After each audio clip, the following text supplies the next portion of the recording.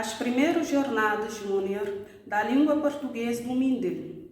A comunicação a que vamos assistir intitula-se A Leitura como Momento Lúdico e é realizada pela professora Cristina Martins. Cristina Martins, em 1997, concluiu a licenciatura de Ensino de Português-Francês na Universidade de Aveiro. Em 2003, terminou a pós-graduação na área da cultura portuguesa contemporânea na Universidade Aberta. Desde o ano letivo 2019-2020, que está em mobilidade, integrado o Centro Lúdico, Cultural e Social de Vilar Formoso. Olá, sou a Cristina e venho apresentar a minha reflexão sobre a literatura ou a construção de memórias de leituras. A primeira parte tem o título de A Literatura Infantil em Diálogo com os Leitores. Eu gostaria de fazer uma primeira ressalva que tem a ver com a presença da literatura infantil no meio da literatura com L maiúsculo. Assim, durante muito tempo, infelizmente, a literatura infantil foi deixada ou entendida como um subgénero desta literatura. Estas obras, dedicadas às crianças, eram vistas como um género muito pouco interessante para os adultos.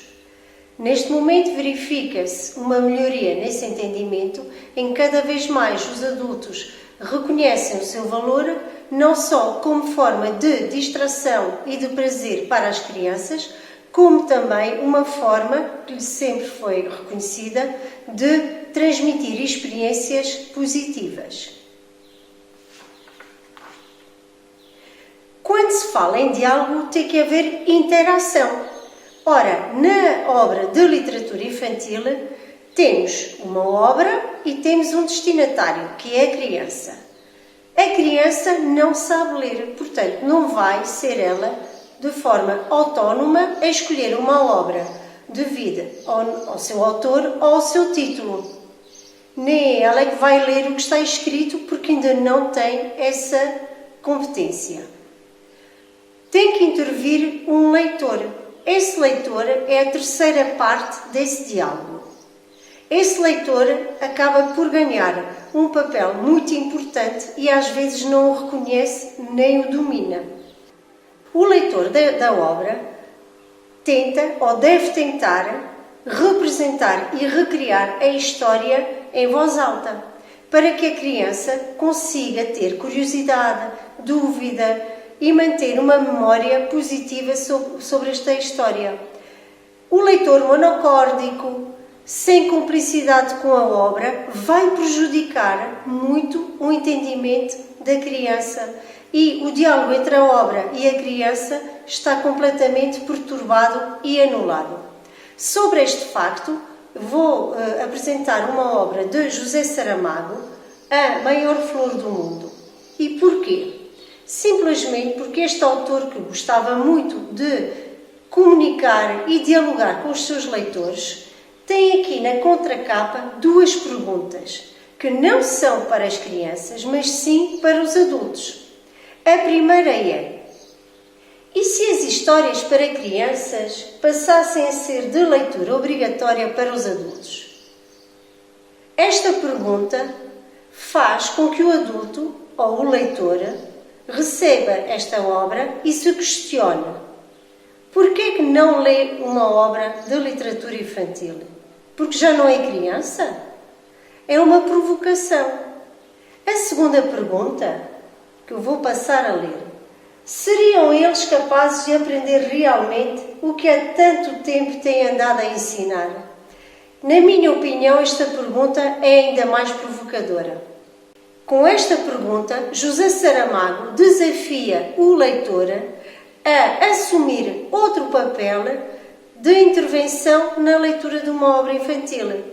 E mais, José Saramago aponta o dedo e diz: os adultos que leem histórias para as crianças não sentem necessidade de melhorar o seu comportamento e a sua forma de viver a sua vida. Mas o leitor que escolhe uma obra de literatura infantil é exatamente isso que quer. Pretende ajudar a criança a ganhar memórias para evitar situações difíceis e ultrapassá-las com histórias fantasiosas e imaginárias. Ora, se o leitor, que é um adulto, quer isso para os outros, por que não quer para si? E fica aqui a pergunta para cada um de nós refletir. Com estas duas perguntas, feitas por José Saramago, podemos concluir que se espera mais do leitor, que não seja só um transmissor monocórdico, sem expressividade, de uma história onde a criatividade impera. Perde-se muita informação. Aliás, a emoção que se quer provocar na criança pretende-se provocar no leitor. Concluindo, o diálogo que se estabelece entre a obra e a criança depende ainda de uma terceira pessoa que é o leitor. E esse leitor deve ter emoção quando lê. É importante. Uma forma de provar que as histórias da literatura infantil influenciam as crianças poderá ser feita através de um pequeno exemplo que eu gostaria de apresentar. Era uma vez um dragão amarelo que não queria brincar com o dragão verde. Temos aqui uma situação muito simples. A recusa de brincadeira por causa da cor. O que é que se vai pretender contar à criança? Que há um dragão que se recusa a brincar com o dragão verde porque tem a cor amarela. Ao longo da história, o que é que vai acontecer? Peripécias. Como é que o dragão amarelo vai ultrapassar esta falta de respeito pelo outro e esse isolamento que ele provoca? Então, a história terá uma situação que já a descrevemos. Um problema, que é o dragão amarelo vai acabar por estar sozinho enquanto os outros estão juntos. E a resolução desse problema, que terá que terminar com o dragão amarelo a ser amigo do dragão verde. A mensagem que se quer passar é que, claro, devemos respeitar os outros, independentemente do seu aspecto físico. A criança vai utilizar as aventuras do dragão amarelo e do dragão verde como memória individual e pessoal. E como? No seu dia-a-dia, a criança poderá vir a ser um dragão amarelo. Terá que aprender a resolver essa situação. Ou poderá ser um dragão verde e vai aprender que a qualquer momento as pessoas terão a oportunidade de melhorar o seu respeito pelos outros.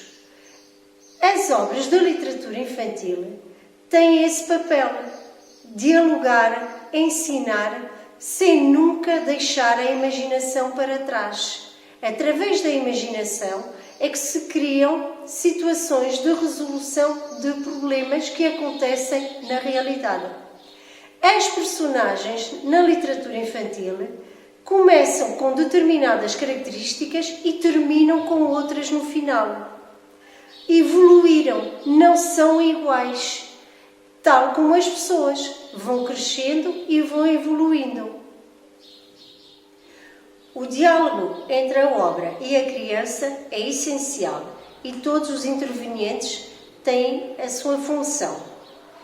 Como é que essa mediação pode acontecer em contexto escolar? Obviamente que o papel do professor será o mais importante. No entanto, o professor vê-se condicionado por dois aspectos. Primeiro, em princípio, as crianças já têm alguns hábitos no que diz respeito à literatura infantil. Porquê? Porque estes hábitos são desenvolvidos e acompanhados pelos pais, os avós ou outros leitores que os acompanham. E, no contexto escolar, o professor vai adquirir essa função. A segunda condicionante, que é extremamente importante, é que no contexto escolar os currículos condicionam em muito a forma como se vai trabalhar uma obra deste género. Como é que o professor pode contornar estas situações? Em primeiro lugar, entender que cada criança já tem um gosto especial por histórias e tentar encontrar um entendimento comum entre todas, a fim de respeitar estas experiências, nunca desvalorizando. Em segundo lugar, deve adaptar a obra aos conteúdos curriculares. Vou propor aqui uma forma de abordar uma obra de literatura infantil em contexto escolar. O público-alvo será do primeiro ciclo do ensino básico, em especial o primeiro ano. Sugiro que seja aplicada no primeiro período em 3 tempos de 45 minutos. A obra que sugiro é esta e chama-se O Pelicano Beltrano. O autor é Carlos Cunha Torres e o ilustrador Tiago Costa Santos. Teremos então 3 aulas de 45 minutos. Na primeira aula, iniciar-se-á a atividade com a entrega de uma folha em branco para cada aluno, com as seguintes instruções: desenha um pelicano, pinta o pelicano, dá um nome ao pelicano. De seguida, todas as crianças devem apresentar o seu desenho, bem como o nome atribuído. A terceira etapa é a apresentação do que é um pelicano, com a projeção de um pelicano, mostrando os seus hábitos, as suas características, o que come, para aguçar a curiosidade das crianças. Mesmo no final da aula, é importante ou essencial que haja a projeção da capa e da contracapa da obra, onde se lê o título, o nome do autor, do ilustrador e se faça uma interpretação da escolha das cores da capa. Para a segunda aula, e antes de dar início às atividades, gostaria de propor um pequeno pormenor. O professor deveria vestir ou ter algum acessório referente ao ambiente que tenha a ver com o mar. Uma camisola às riscas, um chapéu de marinheiro, qualquer coisa que ajude a criança a separar o professor do leitor da obra de literatura infantil. Então, para organizar a leitura, tirar as mesas da sala e colocar os alunos em círculo. Antes de começar a leitura, o professor vai colocar uns barulhos de fundo referentes ao ambiente do mar. Depois o professor vai se sentar naquele círculo, junto das crianças.